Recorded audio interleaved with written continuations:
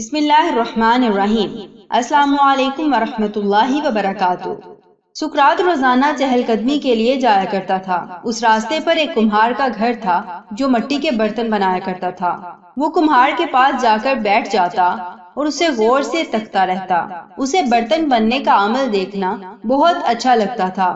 ایک دن کمہار نے اس کی محبت دیکھ کر اپنے پاس بلایا اور پوچھا، بیٹا تم یہاں سے روز گزرتے ہو اور میرے پاس بیٹھ کر دیکھتے رہتے ہو، تم کیا دیکھتے ہو؟ سقراط نے جواب دیا، میں آپ کو برتن بناتے دیکھتا ہوں اور یہ عمل دیکھنا مجھے بہت اچھا لگتا ہے۔ اس سے میرے ذہن میں چند سوال پیدا ہوئے ہیں جو کہ میں آپ سے پوچھنا چاہتا ہوں۔ کمہار نے کہا، یہ تو بہت اچھی بات ہے، تم پوچھو جو پوچھنا چاہتے ہو۔ سقراط بولا، آپ جو برتن بناتے ہیں اس کا خاکہ کہاں بنتا ہے؟ کمہار نے جواب دیا، اس کا خاکہ سب سے پہلے میرے ذہن میں بنتا ہے۔ یہ سن کر سقراط جوش سے بولا، میں سمجھ گیا۔ کمہار نے حیرت سے پوچھا، کیا سمجھے؟ سقراط کہنے لگا، یہی کہ ہر چیز تخلیق سے پہلے خیال میں بنتی ہے۔ مطلب یہ ہے کہ خالق کے خیال میں ہم پہلے ہی بن چکے تھے، تخلیق بعد میں ہوئی۔ اب میرا اگلا سوال یہ ہے کہ جب آپ برتن بنا رہے ہوتے ہیں تو ایسا کیا کرتے ہیں کہ یہ اتنا خوبصورت بنتا ہے؟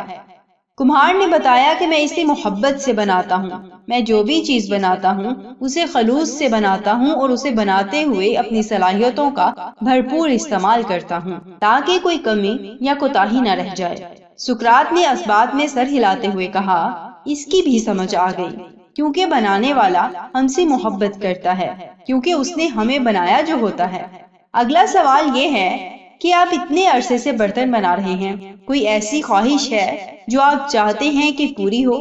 کمہار نے حسرت سے کہا، ہاں ہے، میں چاہتا ہوں کہ ایسا برتن بناؤں کہ دنیا عش عش کر اٹھے، اور پھر ویسا برتن میں کبھی نہ بنا سکوں۔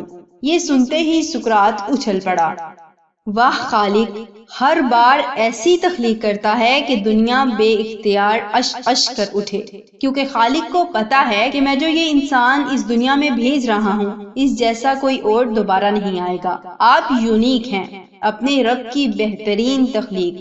آپ کے خالق نے آپ کو بہترین بلکہ احسن تقویم سے خلق کیا ہے۔ اپنے آپ کو فضول دھندوں میں برباد نہ کریں، لوٹ آئیں اپنے رب کی طرف، وہ تمہاری راہ تک رہا ہے۔ جزاکم اللہ خیر، احسن الجزاء۔ السلام علیکم ورحمۃ اللہ وبرکاتہ۔